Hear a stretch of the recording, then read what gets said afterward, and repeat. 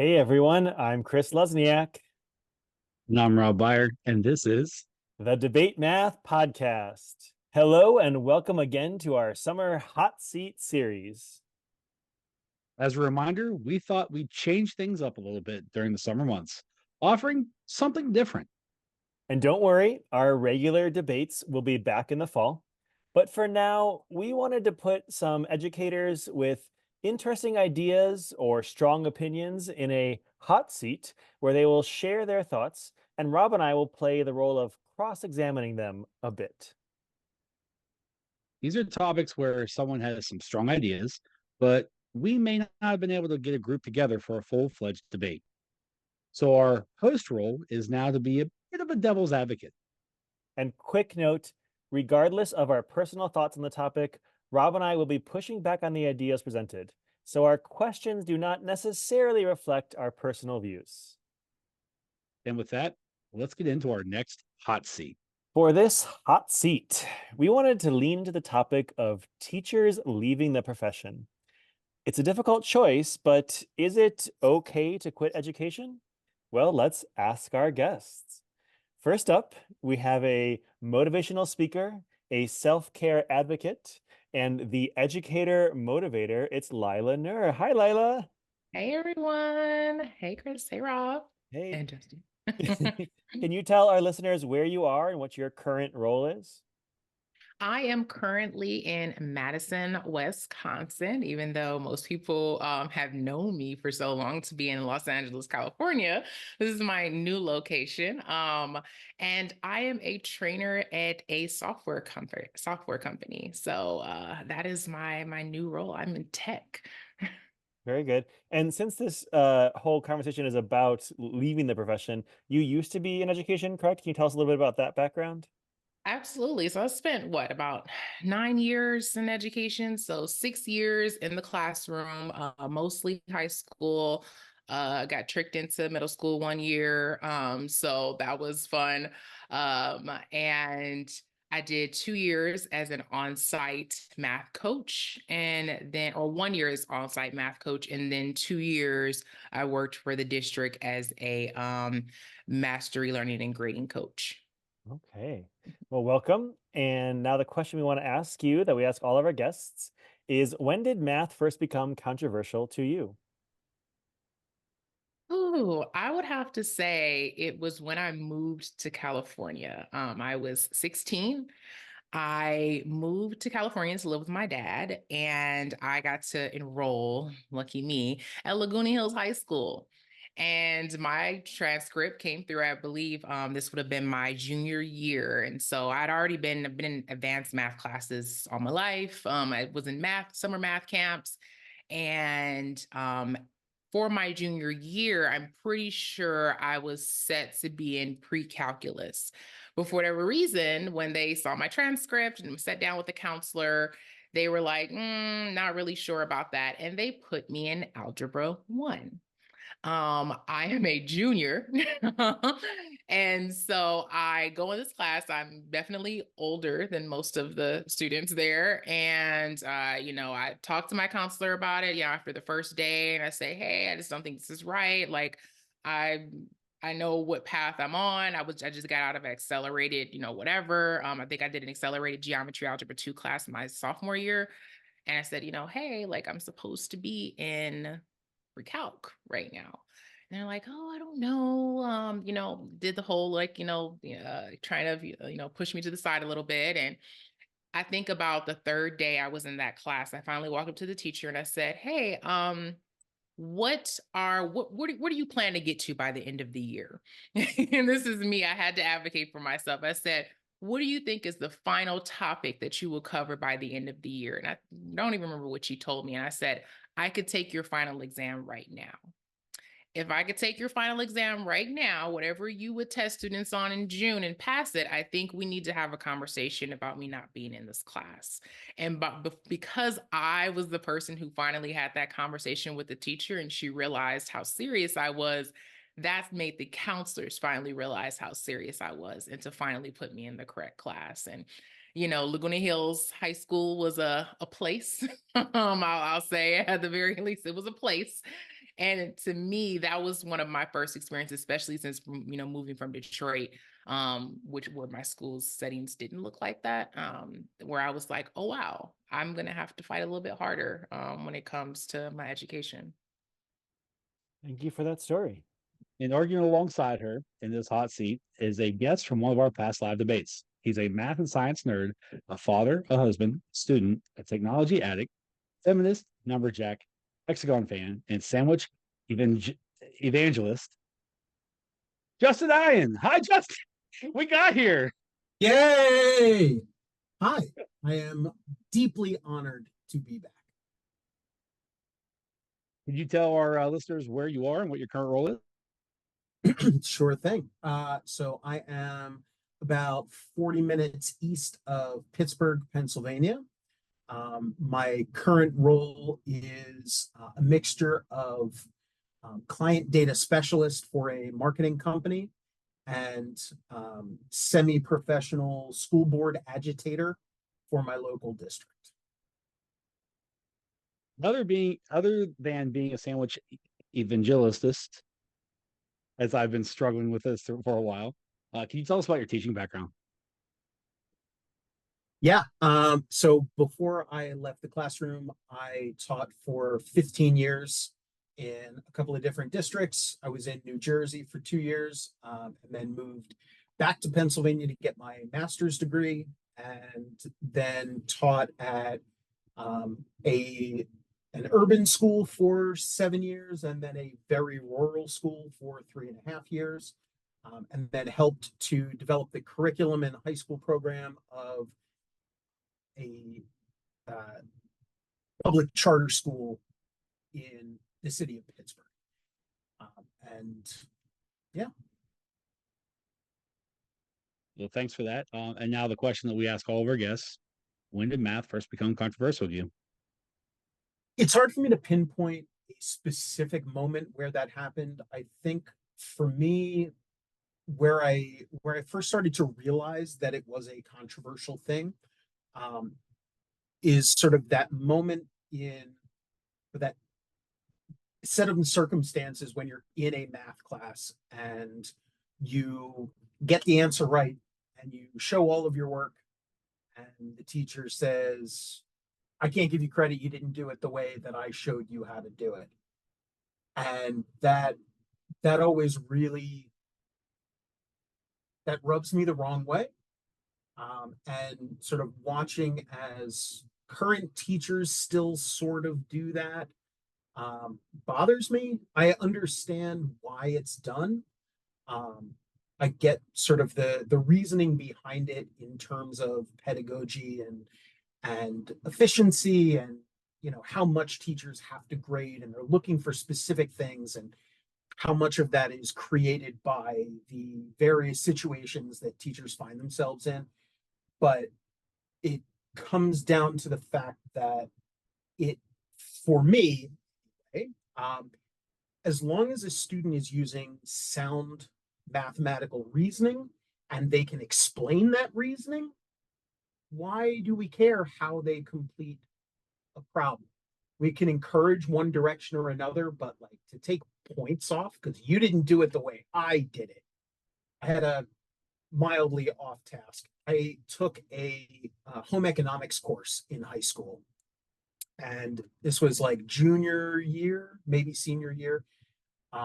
And I was, at that point, I had been like cooking and baking at my house for 10 years, always cooked and baked with my family.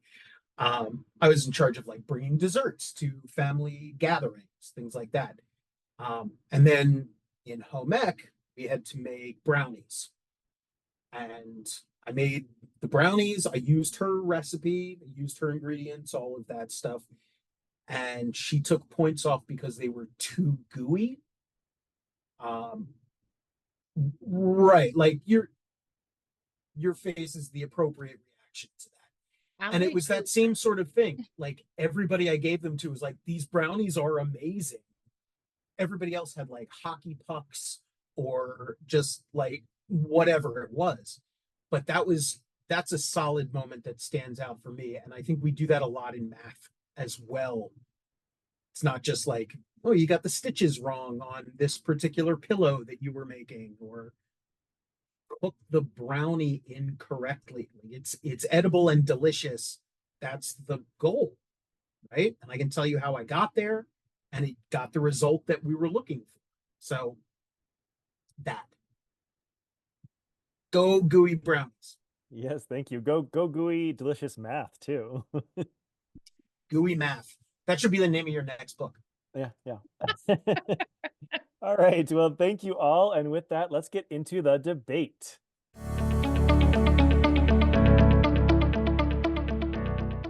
We begin with opening statements from each of our guests. Our question today is it okay to quit education? You each have 2 minutes to present your opening arguments. Laila, you're up first, and your time begins now. Ooh, hot seat. It is absolutely okay to leave education. I say that from experience of taking that leap of faith. I left education before I even had something lined up. I knew that I was in a space, I wasn't in my best self anymore.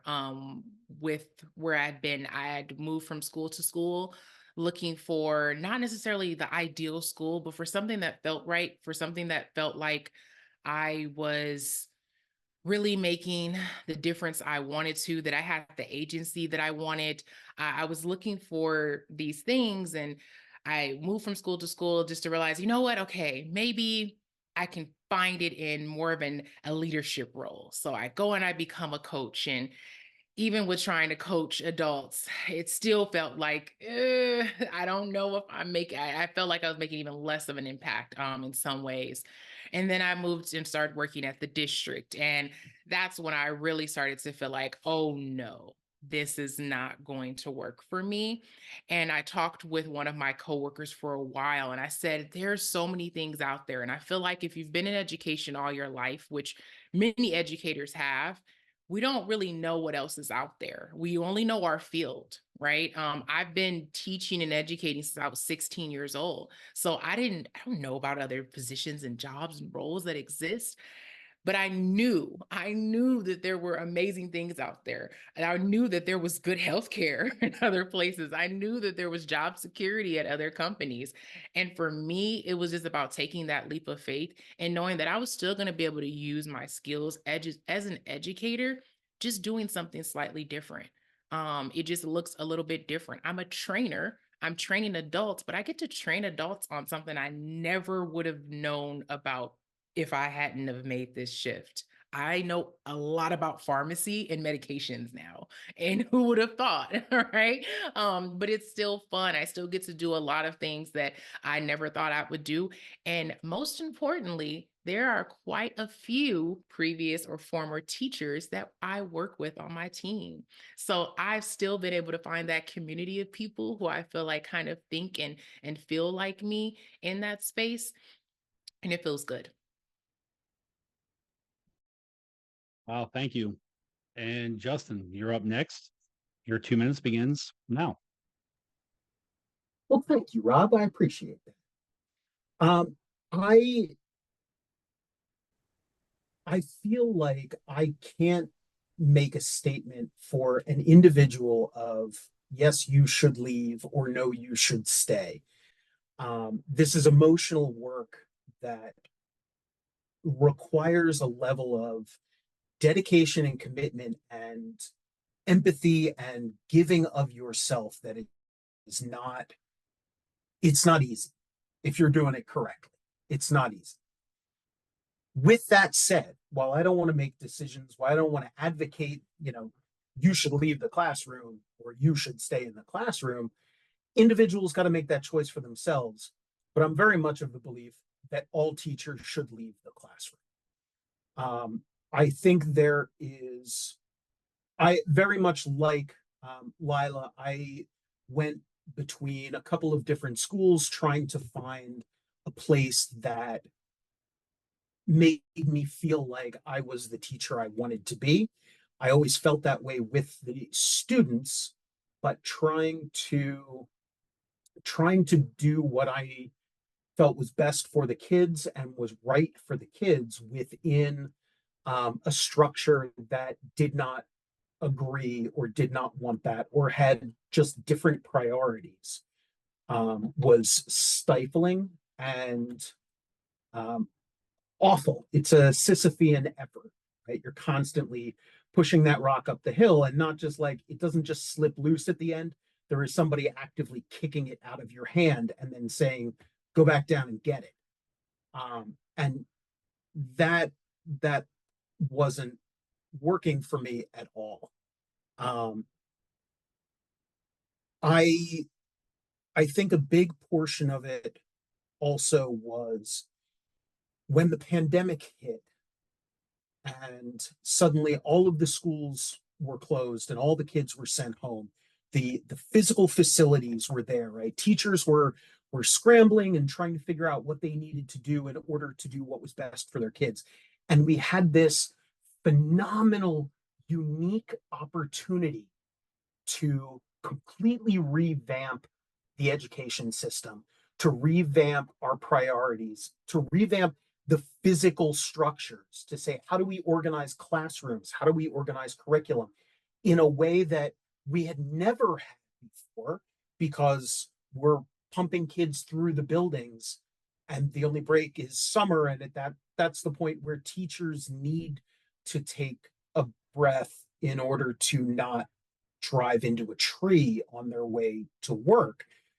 So we had this unique opportunity. We had 4 months where there was nobody in the building before anticipated summer break. We could have made these incredible changes, these remarkable shifts in education and educational thinking and fundamentals, and we just didn't.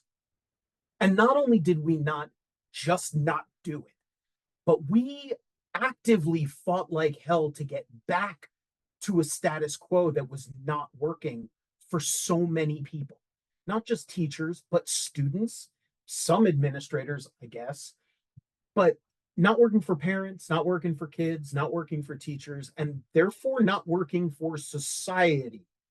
But it was the thing that we knew. And so we had to fight so hard to get right back there. And I think that was a big turning point for me to be able to say, I can do good for my kids within the classroom, but the the good that I can do for those individual students is not counteracting the harm that my presence is doing by simply upholding the system that is continuing to oppress and do disservice to these kids that I really liked a lot, most of them.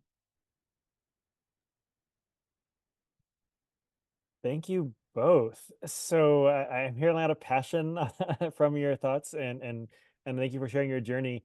I I want to start with a small question. Just you both talked about you had each tried several different schools or different positions, like trying to find that good fit.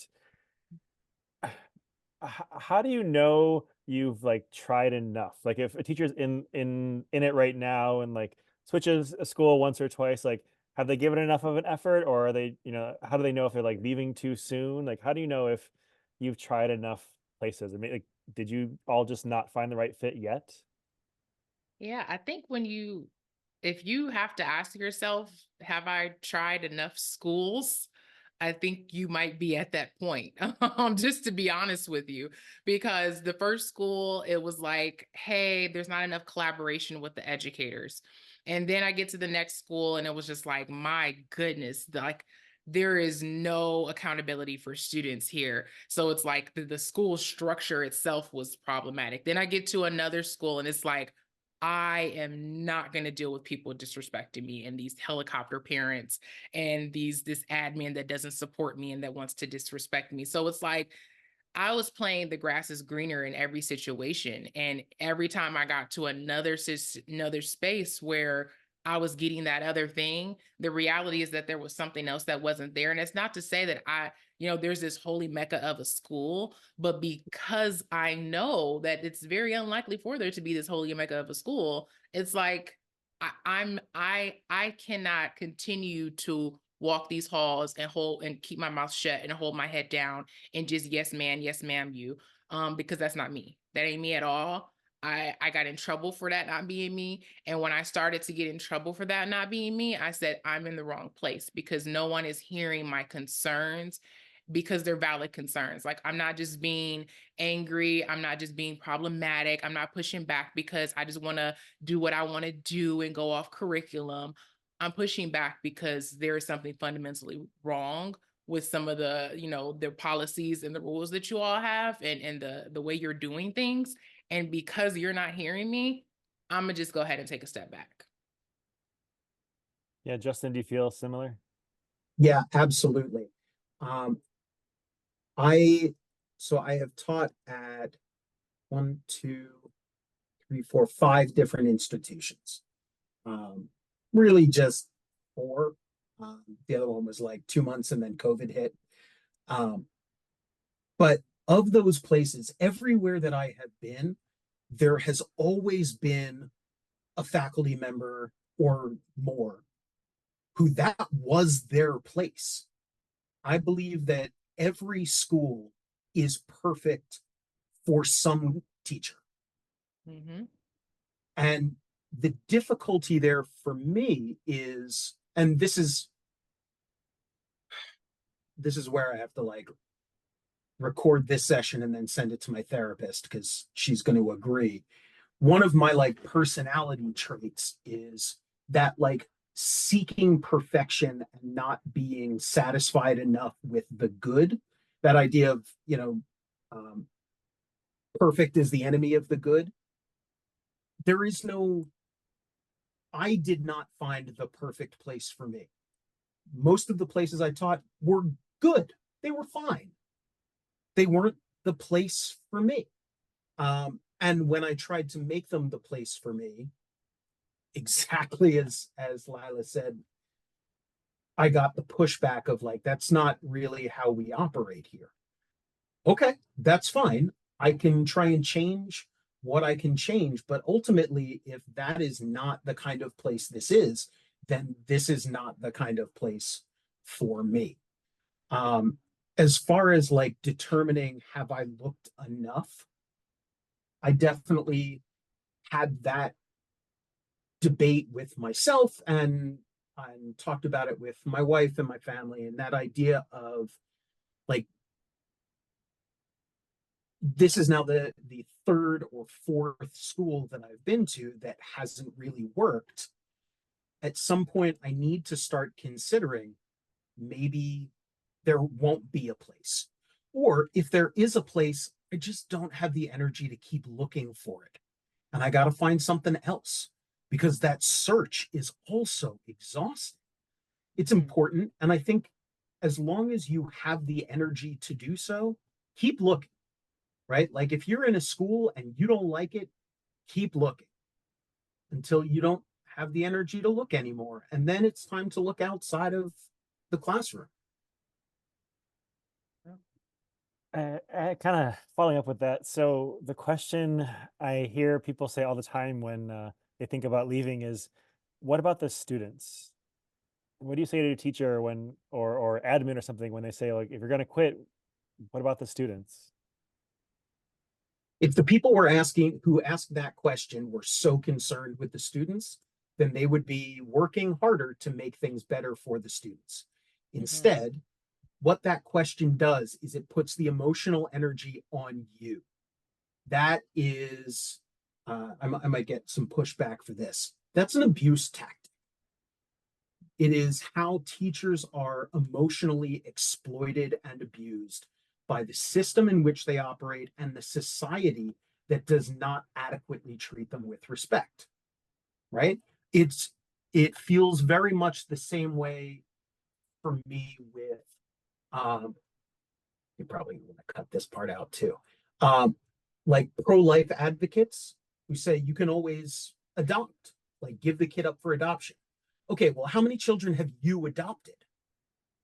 There are children in the system who need to be adopted, who are looking for foster parents and permanent parents.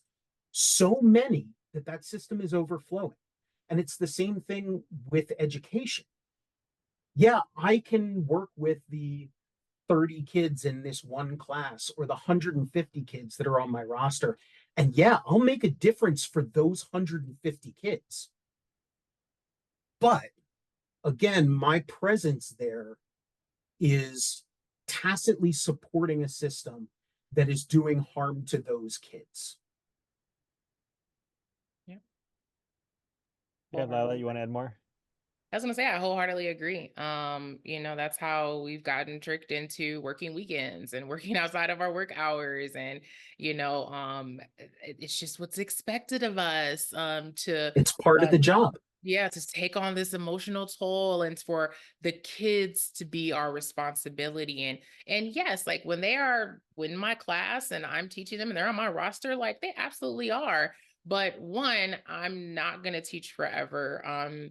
Two, we're talking about I'm only one teacher at a school, right? So you're putting, using that argument, it falls flat because there's other math teachers there. Would you say the same thing if they left? Are you saying it to me? And this is something that me and my friends talk about all the time, is that when you're good, when you're great, you get so much more responsibility, especially in education, because there is this expectation that because you are competent and you know how to do your job well and the kids love you, that here's more responsibility and there's more emotional toll. But that's just not fair to me, right? And then for somebody like, I would imagine many people who say, you know what, okay, yes, for this 150 kids I have, I'm going to make it a difference. But you know what? I want to try to make a difference on a grander scale. I want to get into leadership like I did. And I said, hey, I want to coach all the teachers at the school. So that means that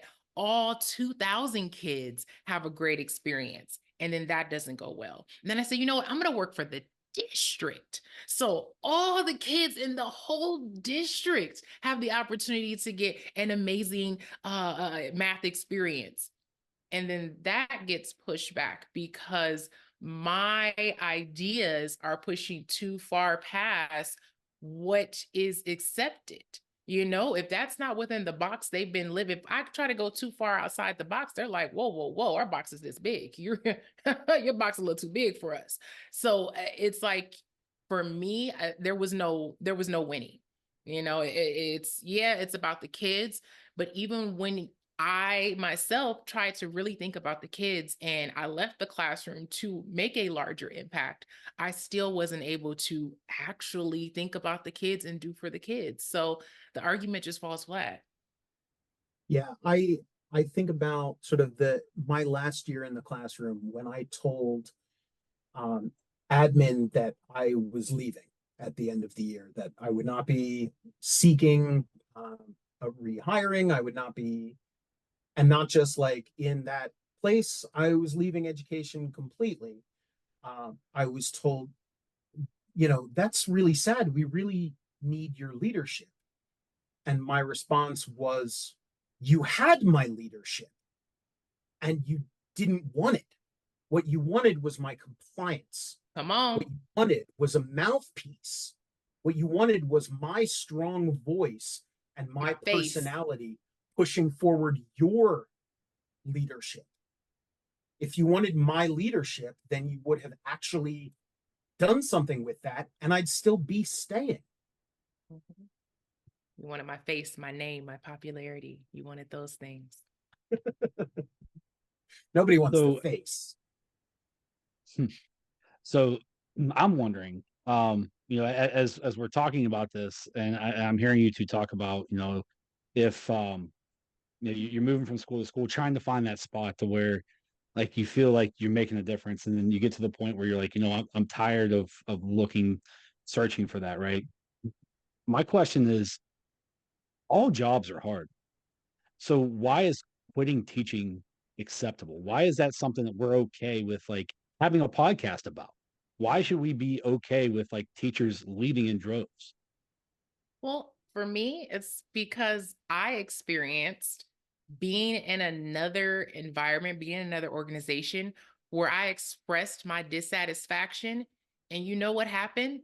They heard me and they made a change. I said, hey, I'm not happy doing this thing. hey, this doesn't work for me. This doesn't fit for me. I know my strengths. I know my skill set. I am burning out. I cannot do this. And they said, you know what? We don't want to lose you. So let's figure out what we're going to do. And then they did it. And that's not to say that everyone has to be catered to, oh, I want my classroom to be bigger. I need my classroom size to be smaller. And, every little thing. But when you're approached, when leadership or admin or district or whomever is approached with valid concerns, and all you get is like a very, empty promises, a look, or, a head nod, or more things we don't need. It's like we're in an organization, we're in a system that is going to do everything they can to, like Justin said, keep us compliant, to keep us happy. Again, you think having lifetime health care in LAUSD is on accident? Do you think that is a tactic to say that, hey, you retire from us, you get health care, you still have it? You think that is not a tactic? It absolutely is. Right. So if I'm continuing to come to you and say, these are things, these are real issues, and it's not just a me issue. This is a other people issue. This is how about we change this, and because this can be better. And they're like, I don't know. That's why it's okay. I'm in another place, another space where I express my concerns. I express things that I think could be better, that could be improved. And I'm either told, you got the go ahead, make it happen. You want to make this better? You have an idea, a vision. Let's see the mock-up. Let's see if we can get the time for you to, set the time aside to make it happen. Or, you know what? Let's get a couple of people at the table who are a part of this conversation to say, let's, how are we going to approach this? Because I think it's valid. I don't get dismissed. And I think that's the difference for me. I mean, you looked into it though, and real quick, Justin, because I want to like kind of touch on this. Like, you got lucky going into another spot that values you, right? But who's to say that, like, I mean, the people on this, podcast, who's to say that other professions aren't in a similar situation as teachers, and like they're not just leaving in droves. I mean, they bounce around job to job, but like they're not leaving in droves.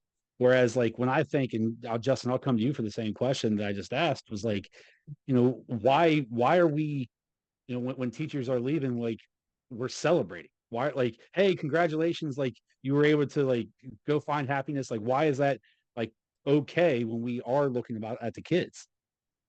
And, I guess I have a what, hard time with that. That's why I'm asking. You're right that you could absolutely find yourself somewhere where it feels exactly the same, but at least you're looking for something. At least you're trying to find it. I know you may think it's the same argument of bouncing from school to school, but it's not, because you're in a very similar environment. You're within one system that operates the same. You're under the same set of rules and obligations and policies.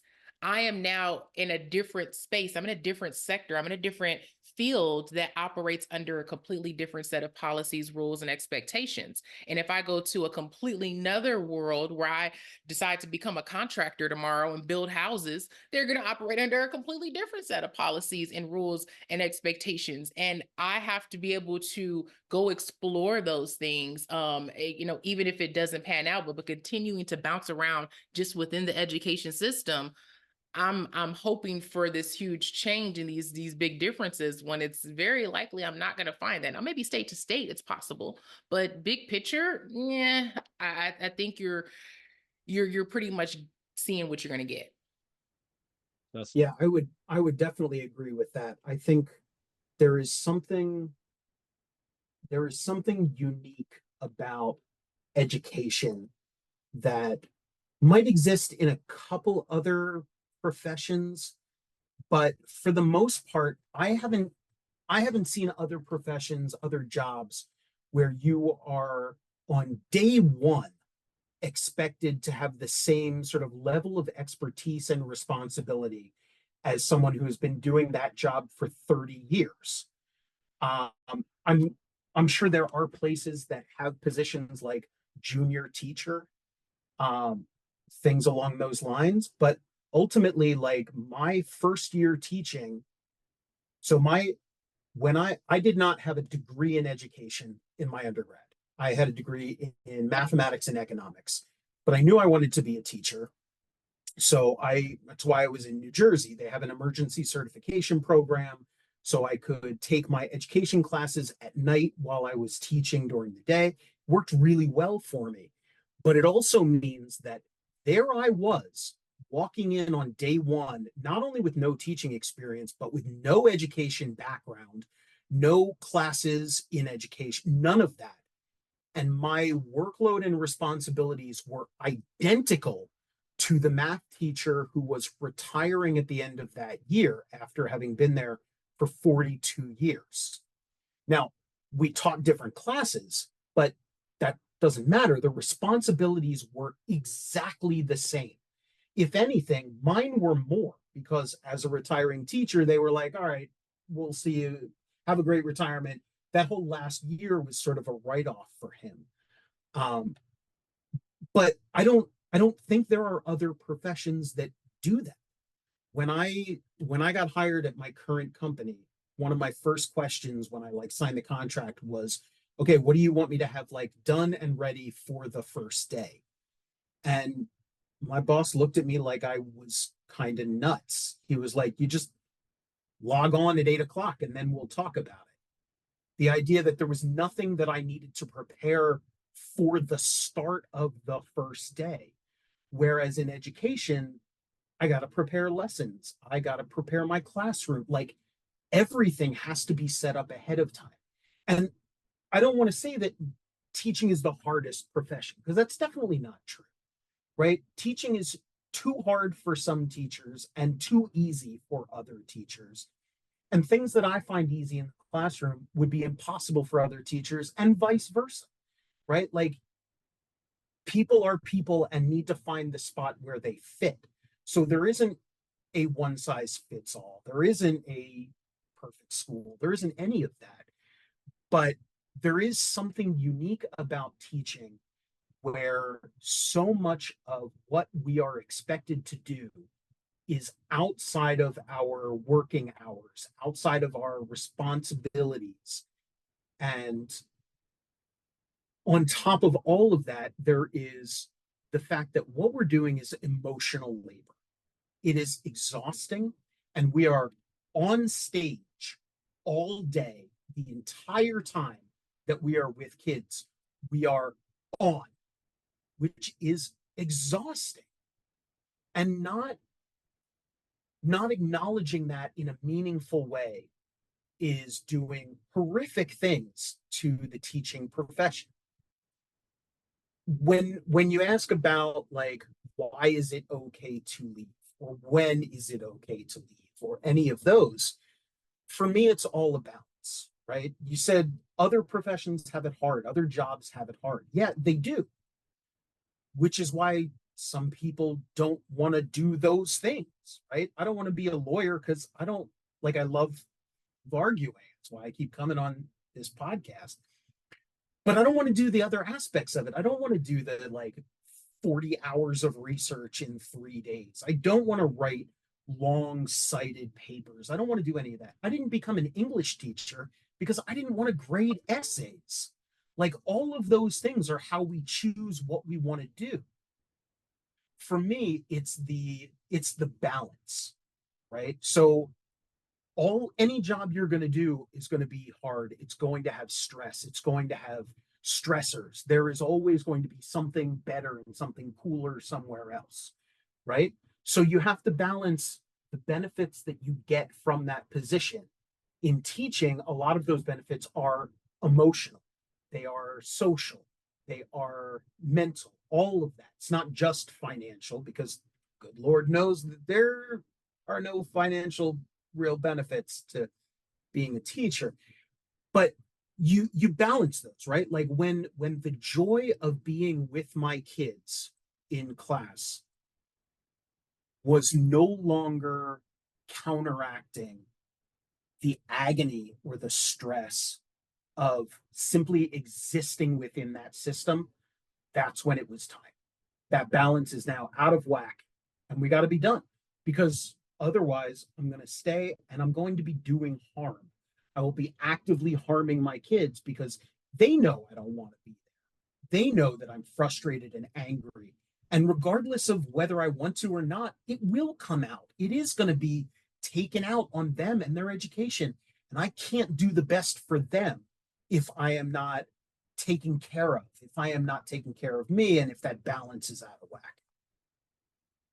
So it's interesting because you talked about harm, like at some point it becomes more harmful. I guess another question I have, and like Justin, you said at the beginning that maybe all teachers should leave the classroom. I'm wondering, like, what harm will that do to the education system? Where are we if teachers are leaving and leaving and leaving? I mean, education is the foundation of everything that goes on. It is. So if we have teachers leaving like crazy and like we're Yep. totally okay and we're promoting it, like where does that leave education? Where does that leave our future? Where does that leave the kids? And like what these upcoming generations are even look like? So I think about that in like medical terms. I do not like going to the doctor at all. I'm a pretty solidly typical middle-aged white man in America. Whatever's wrong, I can power through. I got it, no problem, right? If I wake up on Monday and I have a headache, I'll take some Advil, it's fine. If I wake up on Tuesday with a headache, I'll take some Advil, it's fine. If I wake up every day for like 6 weeks with a headache, I might start thinking, okay, I should probably maybe do something about this. But if I wake up on Monday with blood streaming out of my ears, I'm going to the hospital. Individual teachers saying, I think maybe it's time for me to leave, is waking up with a headache. The school is going to hurt until they hire someone to replace. The kids are going to have maybe not as an experienced teacher for a bit. And then that teacher will learn how to work with those kids.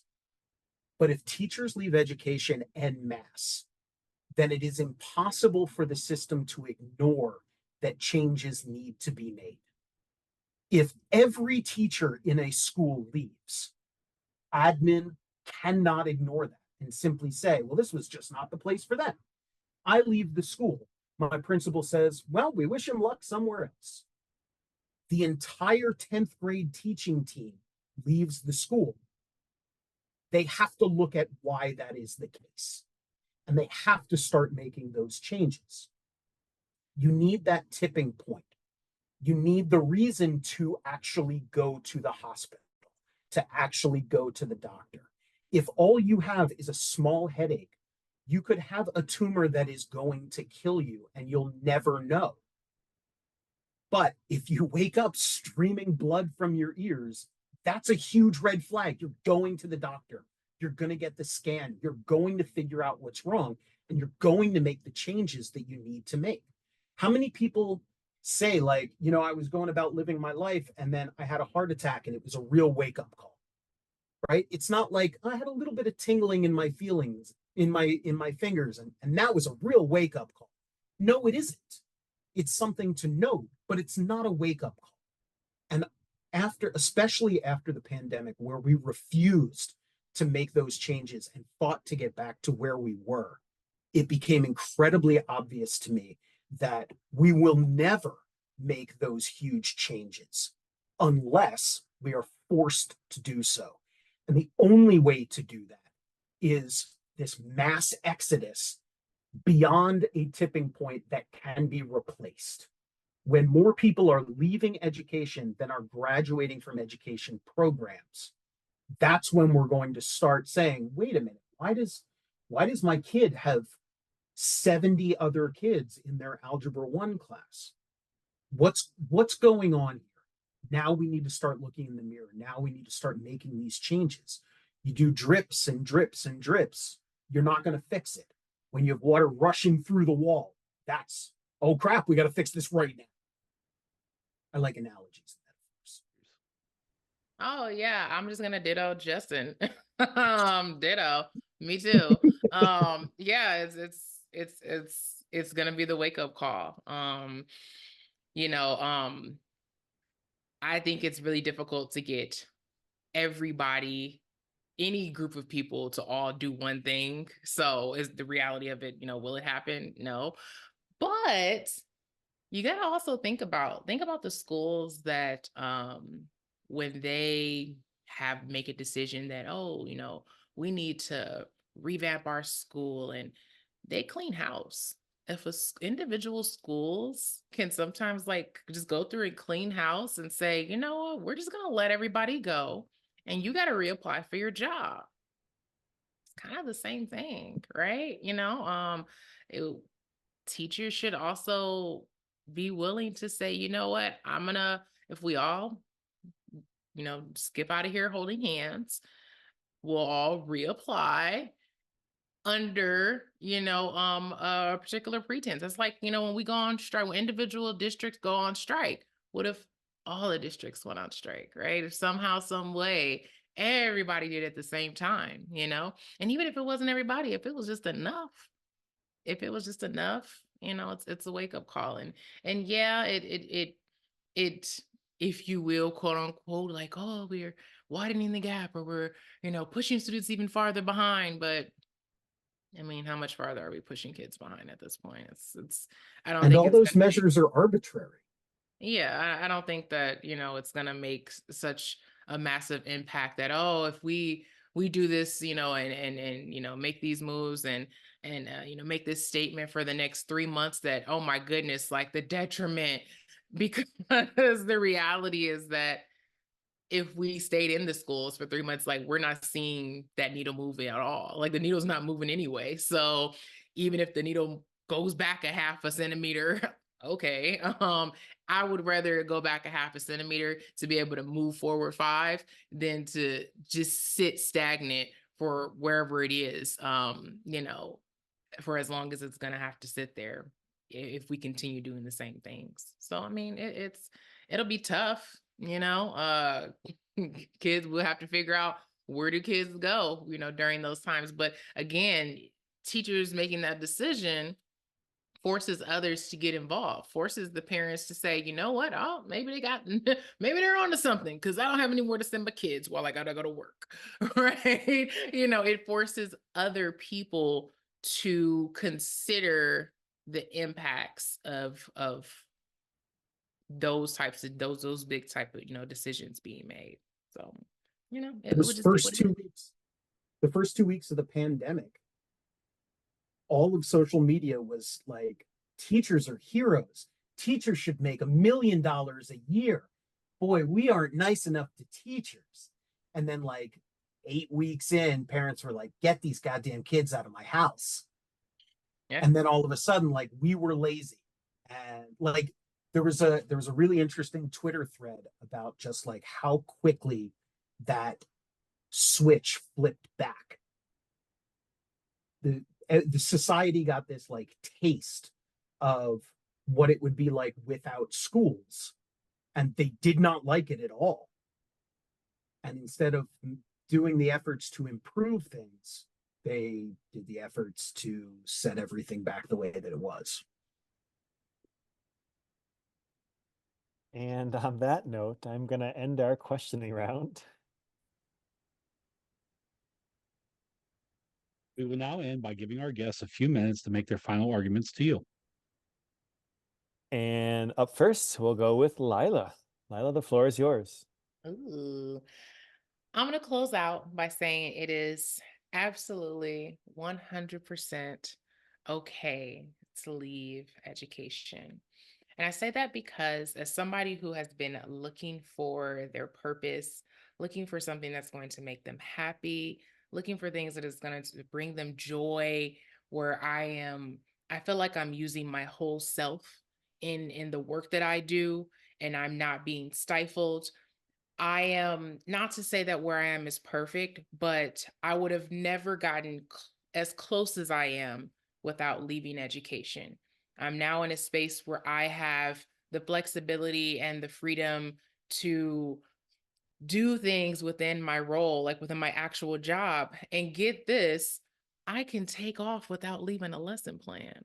So, it's crazy. I get to use my sick days when I want them. It is absolutely baffling the things that you will experience outside of the world of education. And do I miss my summer and my winter breaks? Oh, I absolutely do. I was wondering why I was getting angry around January. But I will say I've also learned to work within the system which most people work within, across the world. And everybody's not in education and gets summers off and has the 3-week, winter break, and teachers get it rightfully because they absolutely need it. But most folks that are, working don't get that luxury, right? And I've learned to maneuver that. And the reality is that within the work that I do, I don't need it as much. I don't have the need to take 2 months off because I am so burnt out and exhausted. So I say it's okay to leave education because your dream job that is going to uplift you and bring you joy and lift your spirit and bring you, help make you feel like you are, reaching your purpose and your goals in life could very well be out there, could very well be within your reach, but you won't know until you make the decision to say, this is no longer where I'm happy, even though I love these kids. Because do I miss teaching? Oh, yeah. I absolutely, all the time I miss teaching kids. But there's so many other things about it that I don't miss that is enough for me never to go back. I'll take that back. I won't say never. I'll say, yeah, at least not go back right now, because I know that right now where I'm at, I'm happier. Thank you. And Justin, you have 2 minutes or however long you want. Go ahead.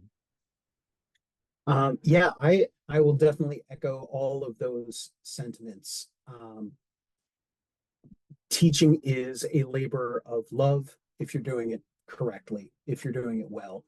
It is emotional labor if you're doing it correctly, if you're doing it well. And all of those things take a toll. Teachers need to make the decision for themselves of whether that toll is balanced by the benefits that they are getting from that emotional labor. For many, many years, the balance worked for me. For many years, it was worth it. And then it wasn't. And when it became not worth it, I needed to make that change. I think as a society, I don't know if it's American or human, Western, whatever it is, but the idea of the sunk cost fallacy, that here I've spent, 15 years in the classroom. Well, I can't leave now. Look at all this time and effort that I've already put into it. Look at all these student loans that I have so that I could do this thing that I truly do love, that fulfills me emotionally in ways that, no office job is ever going to do. But there are jobs that are not office jobs, and there are jobs that will fulfill you emotionally, maybe, and maybe not. We also need to recognize the fact that you don't necessarily need to be fulfilled emotionally by your work. Your labor can absolutely just be something that you do to pay your bills in between the rest of your life. And when I started spending more emotional energy in my school than I did with my own kids, that was a red flag for me. I can't, as much as I loved my students, as much as I would do anything for those kids, the one thing I wouldn't do was trade my own kids. My own kids will always come first, no matter what. And while I could do both, I did both. And then when I couldn't do both, I picked my kids. And I think that that's an okay, obviously, I think that's an okay thing to pick. But I think everybody needs to make that decision. If you don't have kids, if you need to be spending more time with your pets, great, do it. If you are missing out on hobbies, if you are not reading enough books, if you just want to be doing something else, you need to watch the latest season of Lost again to understand what exactly the writers were trying to do there.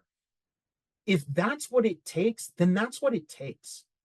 Teach as long as you are satisfied and happy doing it. And as soon as you're not, get the hell out, because you're hurting yourself, you are hurting the kids, and you are hurting, just hurting. Thank you both for that. And that concludes this hot seat debate. I hope this gives folks out there lots to think about. I know you gave me plenty to think about. Now it's up to our listeners to take a moment, ponder this hot seat discussion, share with friends, and consider what's resonated with you.